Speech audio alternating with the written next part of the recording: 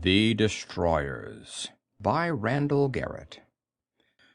Recording by Phil Chenevert. Randall Garrett, 3 science fiction stories. The Destroyers. Any war is made up of a horde of personal tragedies. But the greater picture is the tragedy of the death of a way of life. For a way of life, good, bad, or indifferent, exists because it is dearly loved. Ankatam stretched his arms out as though he were trying to embrace the whole world. He pushed himself up on his tiptoes, arched his back, and gave out with a prodigious yawn that somehow managed to express all the contentment and pleasure that filled his soul. He felt a faint twinge in his shoulders, and there was a dull ache in the small of his back, both of which reminded him that he was no longer the man he had been 20 years before, but he ignored them and stretched again.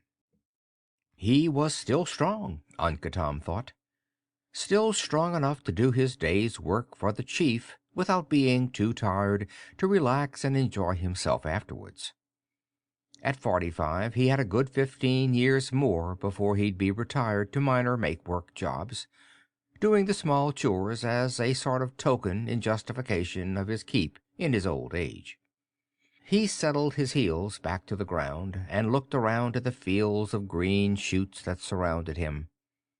That part of the job was done at least. The sun's lower edge was just barely touching the western horizon, and all the seedlings were in. Ankatam had kept his crew sweating to get them all in, but now the greenhouses were all empty and ready for seeding in the next crop, while this one grew to maturity. But that could wait. By working just a little harder for just a little longer each day, he and his crew had managed to get the transplanting done a good 4 days ahead of schedule, which meant 4 days of fishing or hunting or just plain loafing. The chief didn't care how a man spent his time, so long as the work was done. He thumbed his broad-brimmed hat back from his forehead and looked up at the sky. There were a few thin clouds overhead, but there was no threat of rain, which was good.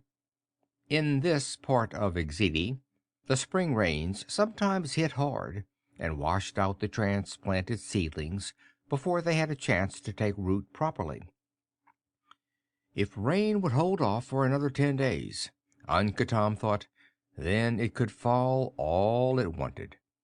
Meanwhile, the irrigation reservoir was full to brimming, and that would supply all the water the young shoots needed to keep them from being burnt by the sun. He lowered his eyes again, this time to look at the next section over toward the south, where Jakovic and his crew were still working. He could see their bent figures outlined against the horizon, just at the brow of the slope, and he grinned to himself. He had beaten Jakovic out again. Ankatam and Jakovic had had a friendly feud going for years, each trying to do a better, faster job than the other. None of the other supervisors on the chief's land even came close to beating out Ankatam or Jakovic, so it was always between the two of them which one came out on top. Sometimes it was one, sometimes the other. At the last harvest, Jakovic had been very pleased with himself when the tallies showed that he'd beaten out Ankatam by 100 kilos of cut leaves. But the chief had taken him down a good bit when the report came through that Ankatam's leaves had made more money because they were better quality. He looked all around the horizon. From here only Jakovic's section could be seen, and only Jakovic's men could be seen moving. When Ankatam's gaze touched the northern horizon, his gray eyes narrowed a little. There was a darkness there, a faint indication of cloud buildup. He hoped it didn't mean rain. Getting the transplants in early was all right, but it didn't count for anything if they were washed out. He pushed the thought out of his mind. Rain or no rain, there was nothing could be done about it except put up shelters over the rows of plants. He'd just have to keep an eye on the northern horizon and hope for the best. He didn't want to put up the shelters unless he absolutely had to, because the seedlings were invariably bruised in the process, and that would cut the leaf yield way down. He remembered one year when Djokovic had gotten panicky and put up his shelters, and the storm had been a gentle thing that only lasted a few minutes before it blew over. Ankatam had held off, ready to make his men work in the rain if necessary, and when the harvest had come, he'd beaten Djokovic hands down. Ankatam pulled his hat down again and turned to walk toward his house in the little village that he and his crew called home. He had warned his wife to have supper ready early. "I figure on being finished by sundown," he'd said. "You can tell the other women I said so. But don't say anything to them till after we've gone to the fields. I don't want those boys thinking about fishing they're going to do tomorrow and then get behind in their work because they're daydreaming." The other men had already gone. They'd headed back to the village as fast as they could move as soon as he told them the job was finished. Only he had stayed to look at the fields and see them all finished, each shoot casting long shadows in the ruddy light of the setting sun. He'd wanted to stand there, all by himself, feeling the glow of pride and satisfaction that came over him, knowing that he was better than any other supervisor on the chief's vast acreage. His own shadow grew long ahead of him as he walked back, his steps still brisk and springy in spite of the day's hard work. The sun had set and twilight had come by the time he reached his own home. He had glanced again toward the north, and had been relieved to see that the stars were visible near the horizon. The clouds couldn't be very thick. Overhead the great glowing cloud of the Dragon Nebula shed its soft light. That's what made it possible to work after sundown in the spring. All that time of year the Dragon Nebula was at its brightest during the early part of the evening. The tail of it didn't vanish beneath the horizon until well after midnight. In the autumn it wasn't visible at all, and the nights were dark except for the stars. Ankatam pushed open the door of his home, and noted with satisfaction that the warm smells of cooking filled the air, laving his nostrils and palate with fine promises. He stopped and frowned as he heard a man's voice speaking in low tones in the kitchen. Then Mamie's voice called out, "Is that you, Unc?" "Yeah," he said, walking toward the kitchen. "It's me." "We've got company," she said. "Guess who?" "I don't claim to be much good at guessing," said Ankatam. "I'll have to peek." He stopped at the door of the kitchen and grinned widely when he saw who the man was. "Rusat! Well, by heaven, it's good to see you." There was a moment's hesitation, then a minute or two of handshaking and back-slapping as the two brothers both tried to speak at the same time. Ankatam heard himself repeating, "Yes, sir. By heaven, it's good to see you. Real good." And Rusat was saying, "Same here, Unc. And gee, you're looking great. I mean, real great. Tough as ever, eh, Unc?" "Yeah, sure, tough as ever. Sit down, boy. Mamie, pour us something hot and get that bottle out of the cupboard." Ankatam pushed his brother back towards the chair and made him sit down. But Rusat was protesting. "Now, wait a minute. Now, just you hold on, Unc. Don't be getting out your bottle just yet. I brought some real stuff. I mean expensive stuff you can't get very easy. I brought it just for you, and you're going to have some of it before you say another word. Show him, Mamie." Mamie was standing there, beaming, holding the bottle. Her blue eyes had faded slowly in the years since she and Ankatam had married, but there was a sparkle in them now. Ankatam looked at the bottle. "Be damned," he said softly. The bottle was beautiful just as it was. It was a work of art in itself, with designs cut all through it, and pretty tracings of what looked like gold thread laced in and out of the surface. and it was full to the neck with a clear red-brown liquid. Uncle Tom thought of the bottle in his own cupboard, plain translucent plastic, filled with the water-white liquor rationed out from the commissary, and he suddenly felt very backwards and countryish. He scratched thoughtfully at his beard and said, Well, I don't know, Russ. I don't know. You think a plain farmer like me can take anything that fancy?" Rousat laughed, a little embarrassed. "Sure you can. You mean to say you've never had brandy before? Why, down in Algia, our chief—" He stopped. Uncle Tom didn't look at him. "Sure, Russ, sure. I'll bet Chief Samas gives a drink to his secretary, too, now and then." He turned around and winked. "But this stuff is for brain work, not farming." He knew Rousat was embarrassed. The boy was nearly 10 years younger than Uncle Tom, but Uncle Tom knew that his younger brother had more brains and ability, as far as paperwork went, than he himself would ever have. The boy— Uncle Tom reminded himself that he shouldn't think of Rousat as a boy. After all, he was 36 now— had worked as a special secretary for one of the important chiefs in Algia for 5 years now. Uncle Tom noticed, without criticism, that Rousat had grown soft with the years. His skin was almost pink, bleached from years of indoor work, and looked pale and sickly, even beside Mamie's sun-browned skin. And Mamie hadn't been out in the sun as much as her husband had. Uncle Tom reached out and took the bottle carefully from his wife's hands. Her eyes watched him searchingly. She had been aware of the subtleties of the exchange between her rough, hard-working farmer husband and his younger, brighter, better-educated brother. Uncle Tom said, "If this is a present, I guess I'd better open it." He peeled off the seal, then carefully removed the glass stopper and sniffed at the open mouth of the beautiful bottle. Say. Then he set the bottle down carefully on the table.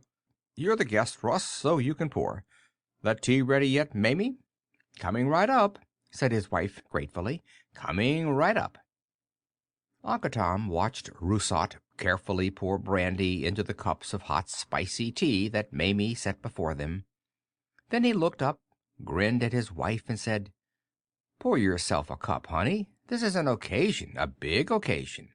She nodded quickly, very pleased, and went over to get another cup. "What brings you up here, Russ?" Uncle Tom asked. "I hope you didn't just decide to pick up a bottle of your chief's brandy and then take off." He chuckled after he said that, but he was more serious than he let on. He actually worried about Rousat at times. The boy might just take it in his head to do something silly. Rousat laughed and shook his head. No, I'm not crazy, and I'm not stupid. At least I think not. No, I got to go up to Cromden. My chief is sending word that he's ready to supply goods for the war." Uncle Tom frowned. He'd heard that there might be a war, of course. There had been all kind of rumors about how some of the chiefs were all for fighting, but Uncle Tom didn't pay much attention to these rumors. In the first place, he knew that it was none of his business. In the second place, he didn't think there would be any war. Why should anyone pick on Exede? What war would mean if it did come, Uncle Tom had no idea. But he didn't think the chiefs would get into a war they couldn't finish. And, he repeated to himself, he didn't believe there would be a war. He said as much to Rousat. His brother looked up at him in surprise. "You mean you haven't heard?" "Heard what?" "Why, the war's already started. Sure, 5-6 days ago. We're at a war, Unc." Uncle Tom's frown grew deeper. He knew that there were other planets beside Exede.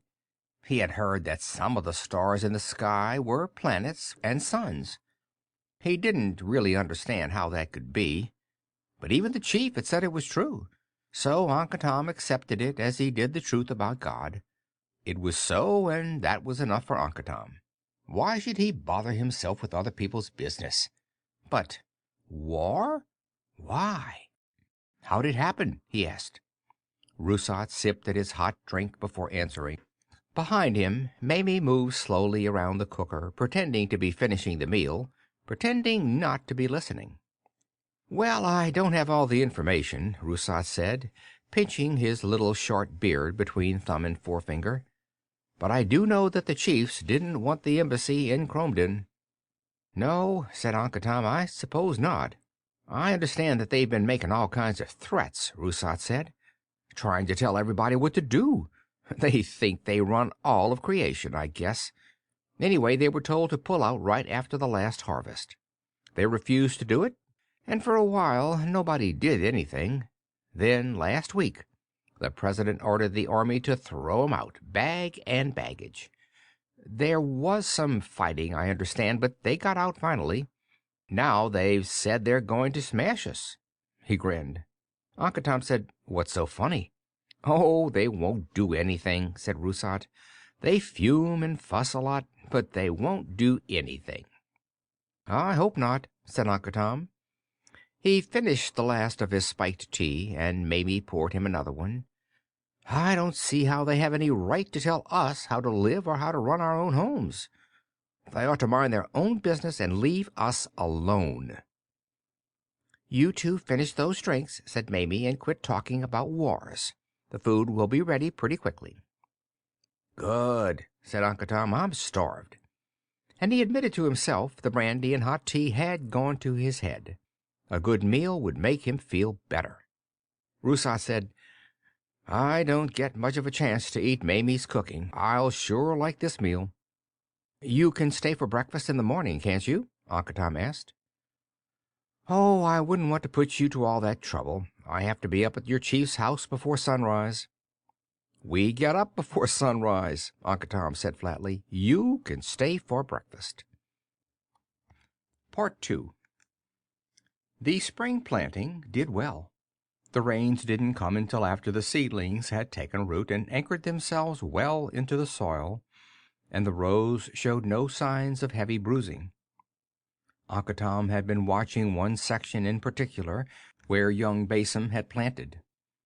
Basim had a tendency to do a sloppy job, and if it had showed up as bruised or poorly planted seedlings, Uncle Tom would have seen to it that Basim got what was coming to him. But the section looked as good as anyone else's, so Uncle Tom said nothing to Basim. Rousat had come back after 20 days and reported that there was an awful lot of fuss in Cromden, but nothing was really developing. Then he had gone on back home. As spring became summer, Uncle Tom pushed the war out of his mind. Evidently there wasn't going to be any real shooting. Except that 2 of the chief's sons had gone off to join the army, things remained the same as always. Life went on as it had. The summer was hot and almost windless. Work became all but impossible, except during the early morning and late afternoon. Fortunately, there wasn't much that had to be done. At this stage of their growth, the plants pretty much took care of themselves. Uncle Tom spent most of his time fishing. He and Jakovic and some of the others would go down to the river and sit under the shade trees out of the sun and dangle their lines in the water. It really didn't matter if they caught much or not. The purpose of fishing was to loaf and get away from the heat, not to catch fish. Even so, they always managed to bring home enough for a good meal at the end of the day. The day that the war intruded on Uncle Tom's consciousness again had started off just as any other day. Uncle Tom got his fishing gear together, including a lunch that Mamie had packed for him, and gone over to pick up Bleejo. Bleejo was the oldest man in the village. Some said he was over 100, but Bleejo himself only admitted to 80. He'd been retired a long time back, and his only duties now were little odd jobs that were easy enough even for an old man. Not that there was anything feeble about old Bleejo. He still looked and acted spry enough. He was sitting on his front porch talking to young Basim when Uncle Tom came up. The old man grinned. "Hello, Unc. You figure on getting a few more fish today?" "Why not? The river's full of 'em. Come along." "Don't see why not," said Bleejo. "What do you think, Basim?" The younger man smiled and shook his head. I'll stay around home, I think. I'm too lazy today to go to all that effort."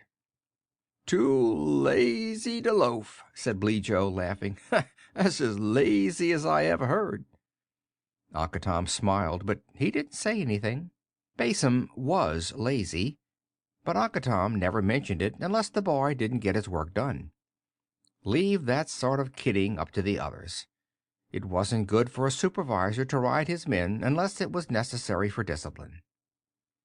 Basim was a powerful young man, tall and well proportioned.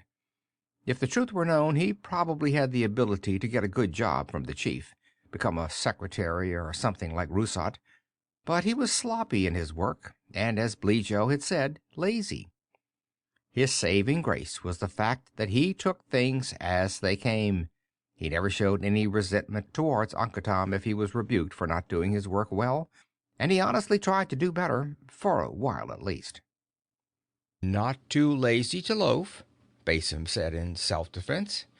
"Just too lazy to walk 4 miles to loaf when I can do it here." Old Bleejo was taking his fishing gear down from the rack on the porch. Without looking around, he said, "Cooler down by the river." "By the time I walked there," said Basim philosophically, "walking through all that sun, I'd be so hot it would take me 2 hours to cool down to where I am now, and another 2 hours to cool down any more. That's 4 hours wasted. Now," he looked at Uncle Tom with a sly grin, "now if you two wanted to carry me, I'd be much obliged. Uncle Tom, you could carry me piggyback while Bleejo goes over to fetch my pole.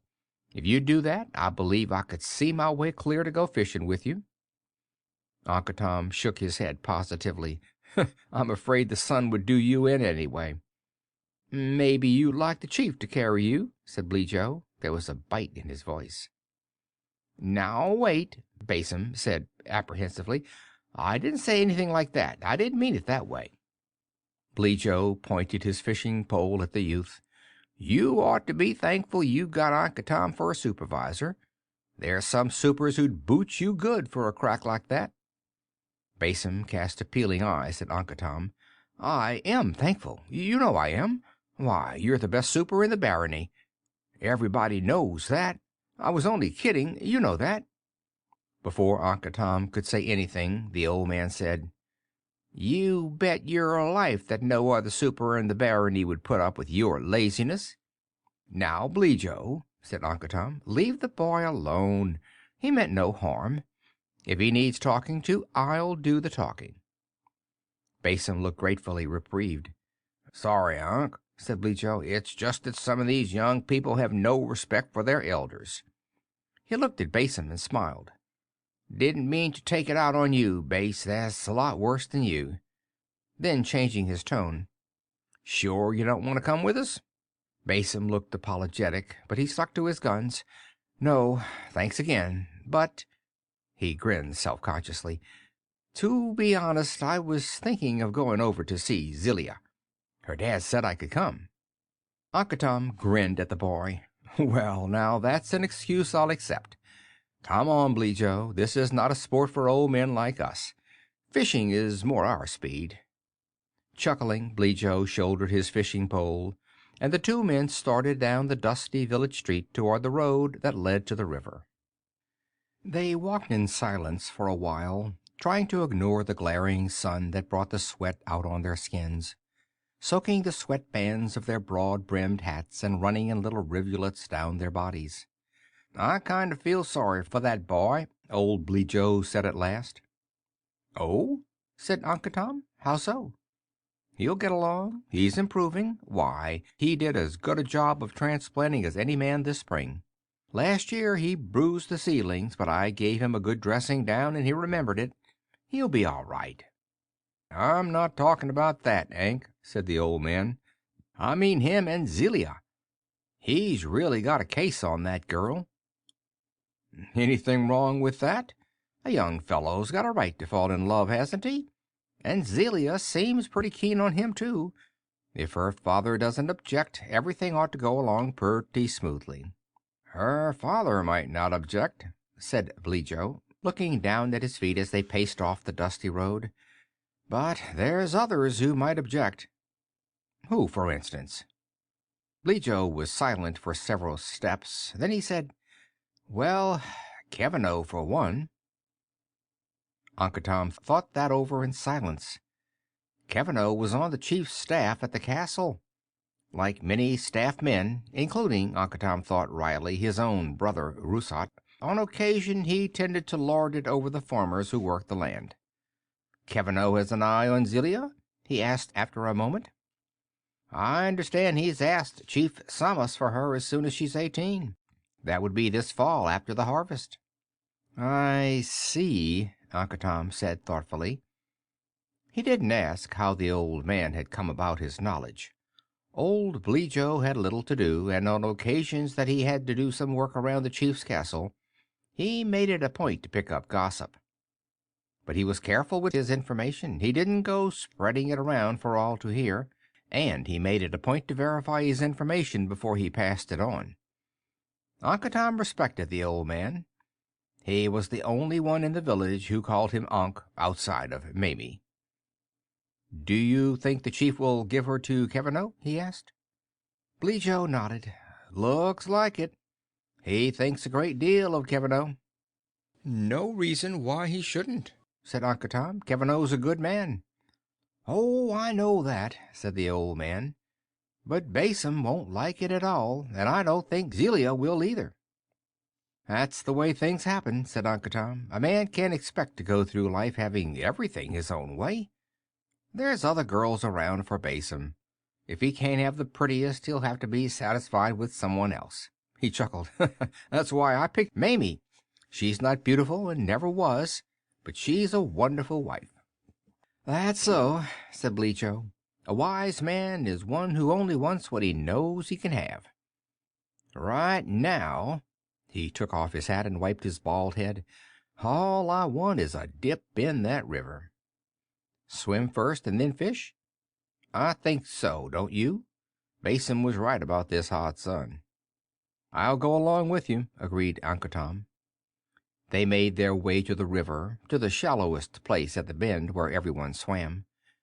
There were a dozen or more kids there, having a great time in the slow-moving water, and several of the older people soaking themselves and keeping an eye on the kids to make sure they didn't wander out to where the water was deep and the current swift. Uncle Tom and Bleecho took off their clothes and cooled themselves in the water for a good half-hour before they dressed again and went on upstream to a spot where Bleecho swore the fish were biting. They were. In the next 4 hours the two men had caught 6 fish apiece, and Bleecho was trying for his 7th. Here, near the river, there was a slight breeze, and it was fairly cool beneath the overhanging branches of the closely bunched trees. Bleecho had spotted a big red and yellow striped beauty loafing quietly in a back eddy, and he was lowering his hook gently to a point just in front of the fish when both men heard the voice calling. "Uncle Tom! Uncle Tom! Bleecho! Where you at?" Bleecho went on with his careful work, knowing that Uncle Tom would take care of whatever it was. Uncle Tom recognized the voice.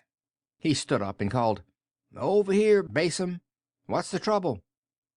A minute later Basim came running through the trees, his feet crashing through the underbrush. Bleecho sat up abruptly, an angry look on his face. "Basim, you scared my fish away." "Fish nothing," said Basim. "I ran all the way here to tell you." He was grinning widely and panting for breath at the same time. "You suddenly got an awful lot of energy," Bleecho said sourly. "What happened?" Uncle Tom asked. "The invasion," Basim said between breaths. "Kevino himself came down to tell us. They've started the invasion. The war's on." "Then what are you looking so happy about?" Uncle Tom snapped. "That's what I came to tell you." Basim's grin didn't fade in the least. "They landed up in the frozen country where our missiles couldn't get 'em, according to Kevino. Then they started marching down on one of the big towns. Tens of thousands of 'em. And we whipped 'em. Our army cut 'em to pieces and sent 'em running back to their base. We won. We won." Part 3. The battle had been won, but the war wasn't won yet. The invaders had managed to establish a good-sized base up in the frozen country. They'd sneaked their ships in and had put up a defensive system that stopped any high-speed missiles. Not that Exidi had many missiles. Exidi was an agricultural planet. Most manufactured articles were imported. It had never occurred to the government of Exidi that there would be any real need for implements of war. The invaders seemed to be limiting their use of weapons, too. They wanted to control the planet, not destroy it. Through the summer and into the autumn, Uncle Tom listened to the news as it filtered down from the battlegrounds. There were skirmishes here and there, but nothing decisive. Exidi seemed to be holding her own against the invaders. After the first news of the big victory, things settled back pretty much to normal. The harvest was good that year, but after the leaves were shredded and dried, they went into storage warehouses. The invaders had set up a patrol system around Exidi, which prevented the slow cargo ships from taking off or landing. A few adventurous space officers managed to get a ship out now and then, but those few flights could hardly be called regular trade shipments. The cool of winter had come when Chief Samos did something he had never done before. He called all the men to the barony to assemble before the main gate of the castle enclosure. He had a speech to make. For the first time, Uncle Tom felt a touch of apprehension. He got his crew together, and they walked to the castle in silence, wondering what it was that the chief had to say. All the men of the barony, except those who couldn't be spared from their jobs, were assembled in front of Chief Samos's baronial castle. The castle itself was not a single building. Inside the 4-foot-high thorn hedge that surrounded the 2-acre area, there were a dozen buildings of hard, iridescent plastic shining in the sun. They all looked soft and pleasant and comfortable. Even the thorn hedge, filled as it was by the lacy leaves that concealed the hard, sharp thorns, looked soft and inviting. Uncle Tom listened to the soft murmur of whispered conversation from the men around him. They stood quietly outside the main gate that led into the castle area, waiting for the chief to appear, and wondering among themselves what it was that the chief had to say. "You think the invaders have won?" Uncle Tom recognized the hoarse whisper from the man behind him. He turned to face the dark, squat, hard-looking man who had spoken. "It couldn't be, Chukovic. It couldn't be." The other supervisor looked down at his big, knuckle-scarred hands instead of looking at Uncle Tom. He was not a handsome man, Djokovic. His great beak-like nose was canted to one side from a break that had come in his teens. His left eye was squinted almost closed by the scar tissue that surrounded it, and the right only looked better by comparison. His eyebrows, his beard, and the fringe of hair that outlined his bald head made an incongruous pale yellow pattern against the sunburnt darkness of his face. In his youth, Djokovic had been almost pathologically devoted to boxing, even to the point of picking fights with others in his village for no reason at all except to fight. Twice he had been brought up before the chief's court because of the severe beating he had given to men bigger than he, and he had finally killed a man with his fists. Chief Samos had given him special punishment for that, and a final warning that the next fight would be punished by death. Uncle Tom didn't know whether it was that threat or the emotional reaction Djokovic had suffered from killing a man, or simply that he had some sense beaten into his head, but from that moment on Djokovic was a different man. He had changed from a thug into a determined, ambitious man. In 22 years he had not used his fists except to discipline one of his crew, and that had only happened 4 times that Uncle Tom knew of. Djokovic had shown that he had ability as well as strength, that he could control men by words as well as by force, and the chief had made him a supervisor. He had proved himself worthy of the job, Next to Ankatam, he was the best supervisor in the barony. Ankatam had a great deal of respect for the little, wide-shouldered, barrel-chested man who stood there looking at the scars on the back of his hands. Chakovic turned his hands over and looked at the calloused palms. "How do we know? Maybe the Council of Chiefs has given up. Maybe they've authorized the president to surrender. After all, we're not fighters, we're farmers. The invaders outnumber us. They've got us cut off by a blockade to keep us from sending out the harvest. They've got machines and weapons." He looked up suddenly, his bright blue eyes looking straight into Ankatam's. "How do we know?" Ankatam's grin was hard. "Look, Jock, the invaders have said that they intend to smash our whole society, haven't they? Haven't they?" Jakovic nodded. "And they want to break up the baronies, take everything away from the chiefs, force us farmers to give up the security we've worked all our lives for. That's what they've said, isn't it?" Jakovic nodded again. "Well, then," Ankatam continued remorselessly, "do you think the chiefs would give up easily? Are they going to simply smile and shake hands with the invaders and say, 'Go ahead, take all our property, reduce us to poverty, smash the whole civilization we've built up, destroy the security and peace of mind of millions of human beings, and then send your troops in to rule us by martial law'? Are they going to do that? Are they?" Chakovic spread his big, hard hands. "I don't know. I'm not a chief. I don't know how their minds work. Do you? Maybe they'll think surrender would be better than having all of Exidi destroyed inch by inch." Ankatam shook his head. "Never. The chiefs will fight to the very end. And they'll win in the long run because right is on their side. The invaders have no right to change our way of living. They have no right to impose their way of doing things on us. No, Jock, the chiefs will never give up. They haven't surrendered yet, and they never will. They'll win.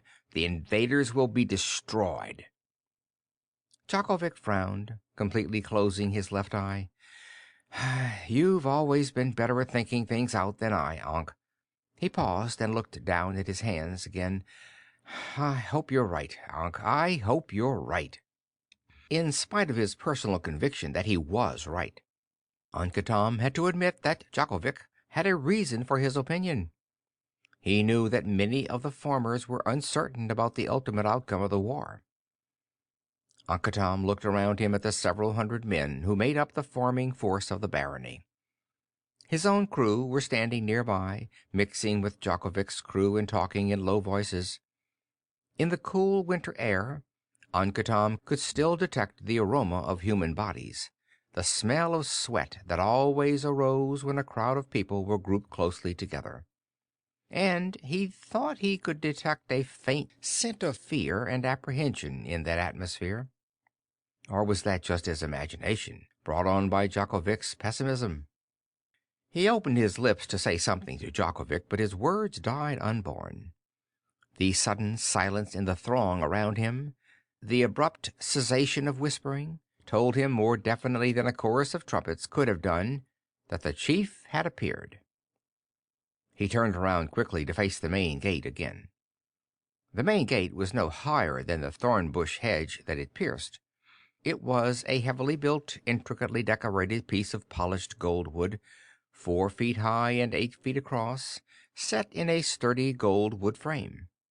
The arch above the gate reached a good 10 feet, giving the chief plenty of room to stand. He was just climbing up to stand on the gate itself as Ankatam turned. Chief Samos was a tall man, lean of face and wide of brow. His smooth-shaven chin was long and angular, and his dark eyes were deeply embedded beneath heavy, bushy eyebrows. And he was dressed in clothing cut in a manner that Ankatam had never seen before. He stood there, tall and proud, a half-smile on his face. It was several seconds before he spoke.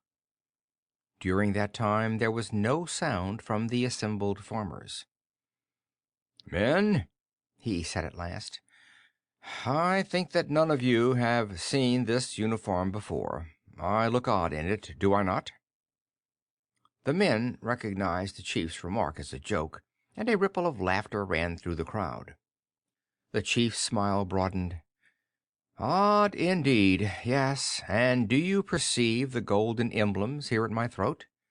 They and the uniform indicate that I have been chosen to help to lead the armed forces. A portion of them, I should say." He smiled around at the men. "The Council of Chiefs has authorized the President to appoint me a colonel of light tank. I am expected to lead our armored forces into battle against the damned invaders." A cheer came from the farmers, loud and long. Ankatam found himself yelling as loud as anyone.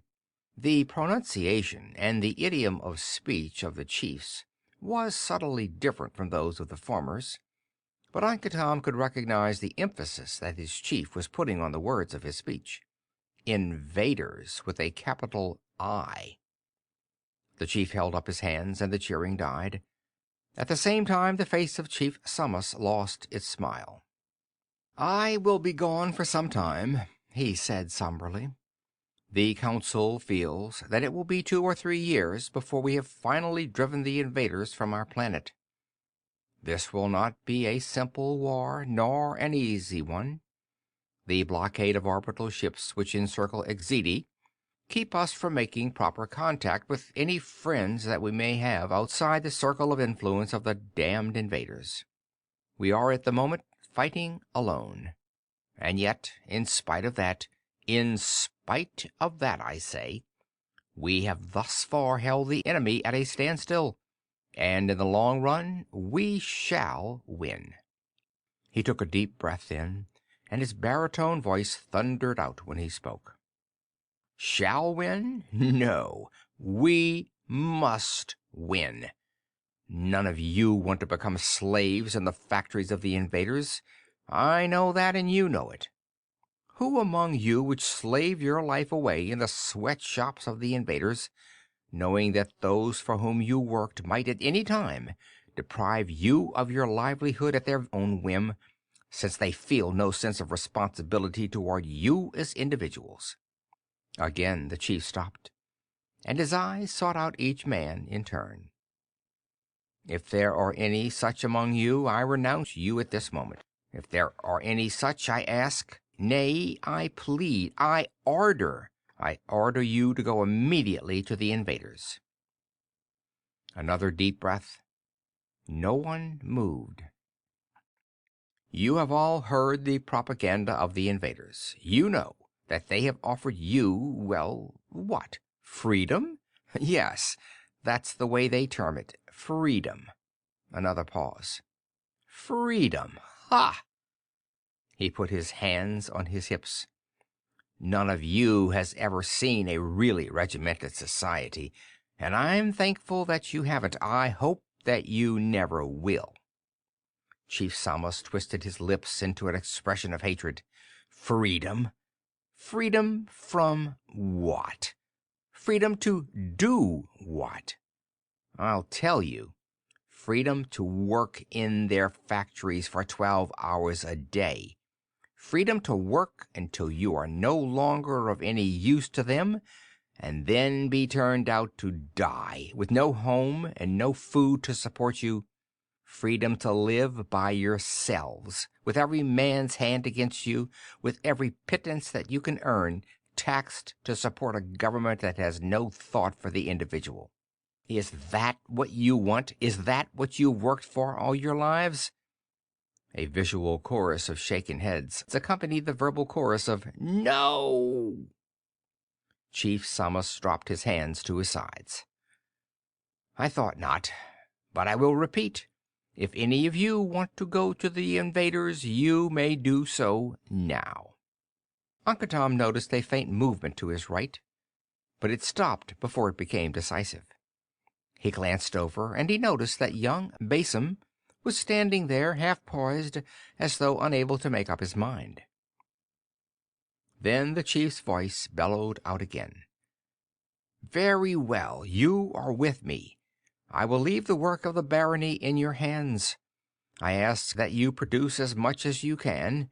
Next spring, we will not plant Kataka." There was a low intake of breath from the assembled men. Not plant Kataka? That was the crop that they had grown since ever. Uncle Tom felt as though someone had jerked a rug from beneath him. "There is a reason for this," the chief went on. "Because of the blockade that surrounds Exidi, we are unable to export Kataka leaves. The rest of the galaxy will have to do without the drug that is extracted from the leaves. The incidence of cancer will rise to the level it reached before the discovery of Kataka. When they understand that we cannot ship out because of the invader's blockade, they will force the invader to stop his attack on us. What we need now is not Kataka, but food. So next spring you will plant food crops. Save aside the Kataka seed until the war is over. The seedlings now in the greenhouses will have to be destroyed, but that cannot be helped." He stopped for a moment, and when he began again his voice took on a note of sadness. "I will be away from you until the war is won. While I am gone, the barony will be run by my wife. You will obey her as you would me. The finances of the barony will be taken care of by my trusted man, Kevino." He gestured to one side, and Kevino, who was standing there, smiled quickly and then looked grim again. "As for the actual running of the barony, as far as labor is concerned, I think I can leave that in the hands of one of my most capable men." He raised his finger and pointed. There was a smile on his face. Uncle Tom felt as though he had been struck an actual blow. The finger was pointed directly at him. "Uncle Tom," said the chief, "I'm leaving the barony in your hands until I return. You will supervise the labor of all the men here. Is that understood?" "Yes, sir," said Uncle Tom weakly. "Yes, sir, I understand." Part 4. Never for the rest of his life would the sharp outlines of that moment fade from his memory. He knew that the men of the barony were all looking at him. He knew that the chief went on talking afterwards. But those things impressed themselves but lightly on his mind, and they blurred soon afterwards. 20 years later, in retelling the story, he would swear that the chief had ended his speech at that point. He would swear that it was only seconds later that the chief had jumped down from the gate and motioned for him to come over. His memory simply didn't register anything between those 2 points. But the chief's words after the speech, the words spoken to him privately, were bright and clear in his mind. The chief was a good 3 inches shorter than Uncle Tom, but Uncle Tom never noticed that. He just stood there in front of the chief, wondering what more his chief had to say. "You've shown yourself to be a good farmer, Uncle Tom," Chief Samus said in a low voice. "Let's see, you're of Skebbing stock, I think?" Uncle Tom nodded. "Yes, sir." "The Skebbing family has always produced good men. You're a credit to the Skebbings, Uncle Tom." "Thank you, sir." "You've got a hard job ahead of you," said the chief. "Don't fail me. Plant plenty of staple crops. Make sure there's enough food for everyone. If you think it's profitable, add more to the animal stock. I've authorized Kevino to allow money for the purchase of breeding stock. You can draw whatever you need for that purpose. This war shouldn't last too long, another year at the very most, and we'll have forced the invaders off Exidi. When I come back, I expect to find the barony in good shape, do you hear?" "Yes, sir, it will be." "I think it will," said the chief. "Good luck to you, Uncle Tom." As the chief turned away, Uncle Tom said, "Thank you, sir, and good luck to you, sir." Chief Samus turned back again. "By the way," he said, "there's one more thing. I know that men don't always agree on everything. If there is a dispute between you and Kevino, submit the question to my wife for arbitration." He hesitated. "However, I trust that there will not be many such disputes." A woman shouldn't be bothered with such things any more than is absolutely necessary. It upsets them. Understand?" Uncle Tom nodded. "Yes, sir." "Very well. Goodbye, Uncle Tom. I hope to see you again before the next harvest." And with that he turned and walked through the gate toward the woman who was standing anxiously on the porch of his home. Uncle Tom turned away and started towards his own village. Most of the others had already begun the trek back, but Jokovic, Blijo, and Basim were waiting for him. They fell into step beside him. After a while Jokovic broke the silence. "Well, Unc, looks like you've got a big job on your hands." "That's for sure," said Uncle Tom. He knew that Jokovic envied him the job. He knew that Jokovic had only missed the appointment by a narrow margin. "Jock," he said, "have you got a man on your crew that you can trust to take over your job?" "Matters could do it, I think," Jokovic said cautiously. "Why?" "This is too big a job for one man," said Uncle Tom quietly. "I'll need help. I want you to help me, Jock." There was a long silence while the men walked 6 paces. Then Jokovic said, "I'll do whatever I can, Unc. Whatever I can." There was honest warmth in his voice. Again there was silence. "Blijo," Uncle Tom said after a time, "do you mind coming out of retirement for a while?" "Not if you need me, Unc," said the old man. "It won't be hard work," Uncle Tom said. "I just want you to take care of the village when I'm not there. Settle arguments, assign the village work, give out punishments if necessary, things like that. As far as the village is concerned, you'll be supervisor." "What about the field work, Unc?" Blijo asked. "I'm too old to handle that.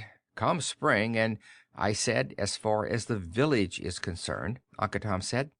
"I've got another man in mind for the field work." And no one was more surprised than Basim when Uncle Tom said, "Basim, do you think you could handle the crew in the field?" Basim couldn't even find his tongue for several more paces.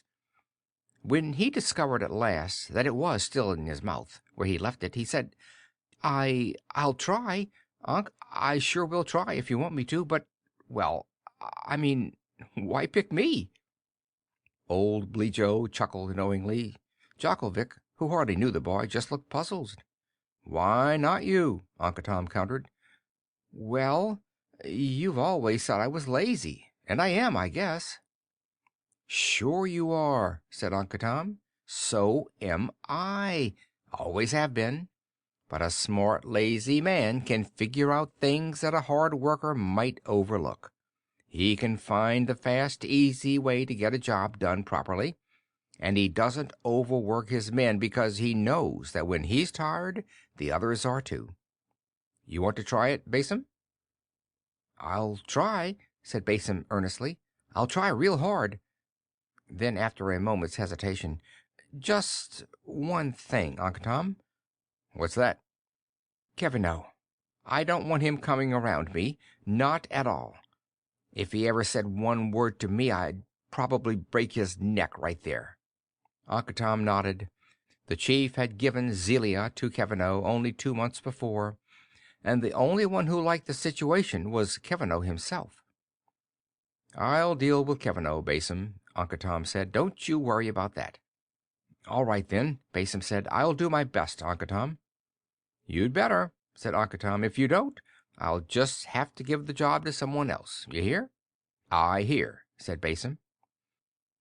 Part 5. The war dragged on. In the spring of the following year, over 100,000 invader troops landed on the seacoast 100 miles from Cromden and began a march on the capital. But somebody had forgotten to tell the invading general that it rained in that area in the spring, and that the mud was like glue. The invader army bogged down, and floundering their way toward Cromden, they found themselves opposed by an army of nearly 100,000 Exedi troops under General John John, and the invasion came to a standstill at that point. Farther to the west, another group of 40,000 invader troops came down from the frozen country, and a Exidi general named Oljek trounced them with a mere 17,000 men. All in all, the invaders were getting nowhere, but they seemed determined to keep on plugging. The news only filtered slowly into the areas which were situated well away from the front. 1,000 miles to the west of Chief Samus's barony, the invaders began cutting deeply into Exidi territory, but they were nowhere near the capital, so no one was really worried. Uncle Tom worked hard at keeping the barony going during the absence of the chief. Instead of Kataka, he and Jakovic planted food crops, doing on a larger scale just what they had always done in the selected sections around the villages. They had always grown their own food, and now they were doing it on a grand scale. No news came from off-planet except for unreliable rumors. What the rest of the galaxy was doing about the war on Exidi, no one knew. Young Basim proved to be a reasonably competent supervisor. He was nowhere near as good as Ankatam or Jakovic, but there were worse supers in the barony. Ankatam found that the biggest worry was not in the handling of the farmers, but in obtaining manufactured goods. The staff physician complained to Kevino that drugs were getting scarce. Shoes and clothing were almost impossible to obtain. Rumor had it that arms and ammunition were running short in the Exidi armies. For 2 centuries, Exidi had depended on other planets to provide manufactured goods for her, and now those supplies were cut off, except for a miserably slow trickle that came in via the daring space officers who managed to evade the orbital forts that the invaders had set up around the planet. Even so, Ankatam's faith in the power of Exidi remained constant. The invading armies were still being held off from Cromden, weren't they? The capital would not fall, of that he was sure. What Ankatam did not and could not know was the fact that the invaders were growing tired of pussyfooting around. Instead of fighting Exidi on Exidi's terms, the invaders decided to fight it on their own. Everyone on Chief Samus's barony and the others around it expected trouble to come from the north, from the frozen country, if and when it came. They didn't look to the west, where the real trouble was brewing. Ankatam was shocked when he heard the news that the invaders had reached Tana Lot, having cut down through the center of the continent, dividing the inhabited part of Exidi into 2 almost equal parts.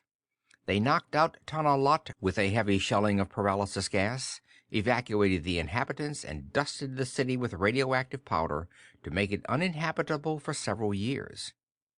Then they began to march eastward. Part 6. For the first time in his life, Ankatam was feeling genuine fear. He had feared for his life before, yes, and he had feared for his family. But now he feared for his world, which was vaster by far. He blinked at the tall, gangling Kevino, who was still out of breath from running.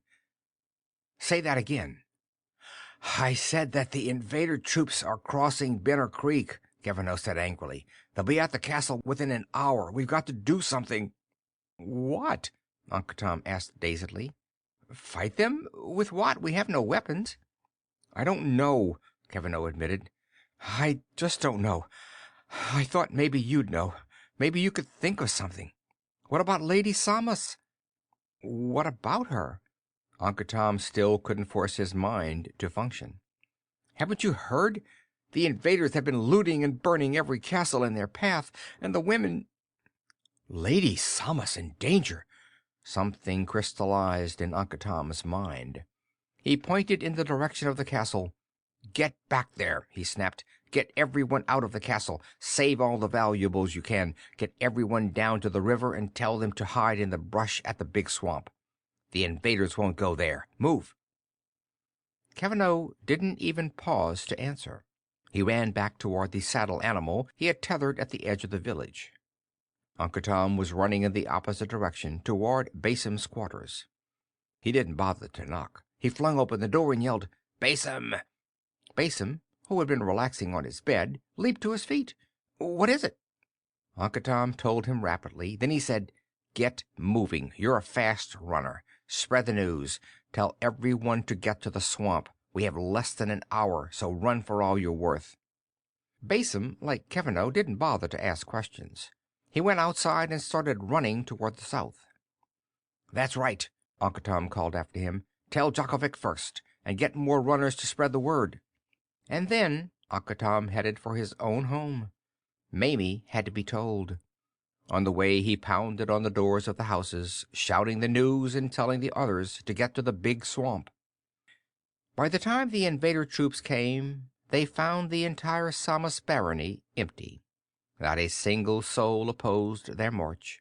There was no voice to object when they leveled their beam projectors and melted the castle and the villages into shapeless masses of blackened plastic. Part 7. The wooden shelter wasn't much of a home, but it was all Uncle Tom could provide. It had been difficult to cut down the trees and make a shack of them, but at least there were 4 walls and a roof.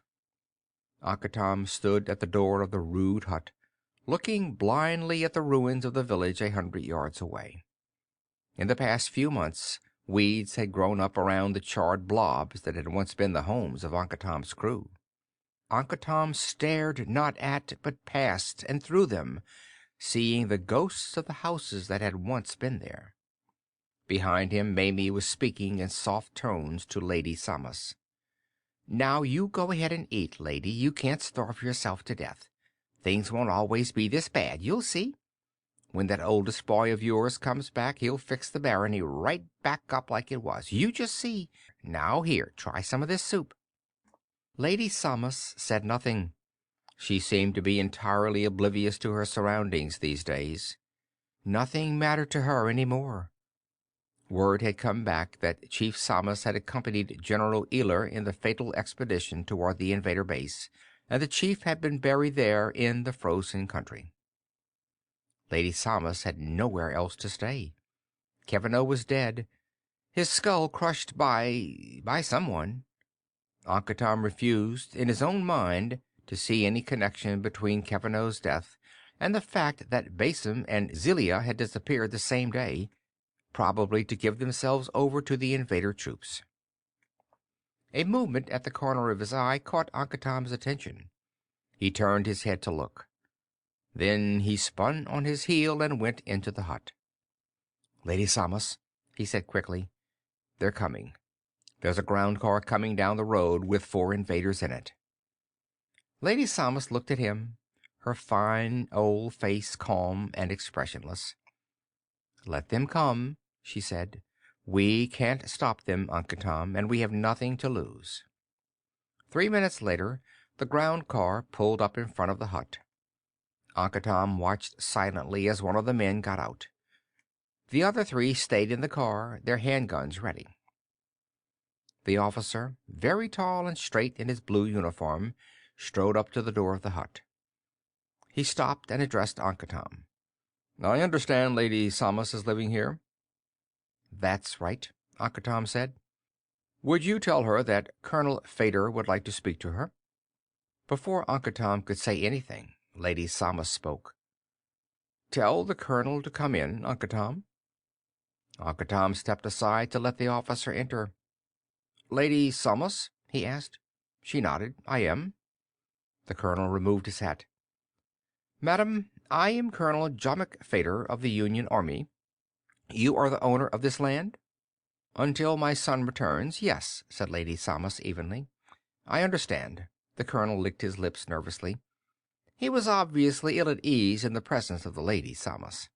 "Madam," he said, "it would be useless for me to apologize for the destructions of war. Apologies are mere words." "They are," said Lady Samas. "Nonetheless, I accept them." "Thank you. I have come to inform you that the Exidi armies formally surrendered near Cromden early this morning. The war is over."